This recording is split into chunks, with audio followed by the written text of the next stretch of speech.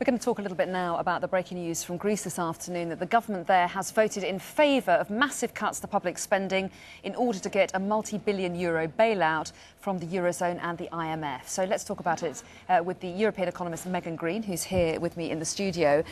Greene, the vote's gone through. Is it time to celebrate?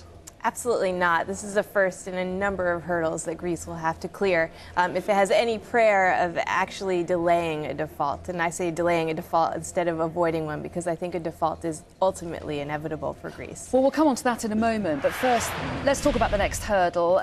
Here's what's going on in Athens at the moment in response to the first vote. But there is another vote tomorrow on the implementation of these austerity measures. It's one thing to say, yes, we're going to have them, but how you carry them through is another matter, isn't it? That's absolutely right. Even though this program has been passed, and even if the legislation is passed tomorrow, and it should be, it will be virtually impossible for the government to actually implement the medium-term plan. So why is that? Because the plans for privatisation are too ambitious, or because you're going to have people out on the streets like we're seeing today just saying we're not going to put up with it? Yeah, it's both. You've got a very ambitious privatization program with no land registry in place for starters, but also everybody is opposed to this. The public is opposed to this. The opposition parties are opposed to this. Even members of the ruling party are opposed to this.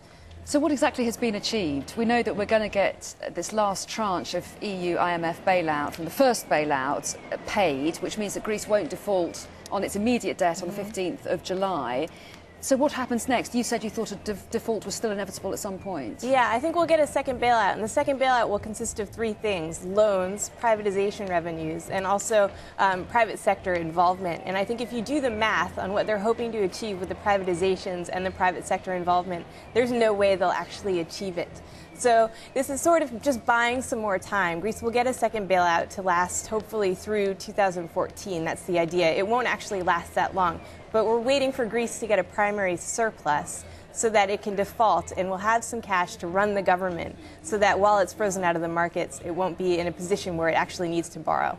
So will this allow for some kind of managed default then, whereby minimal amount of damage is done?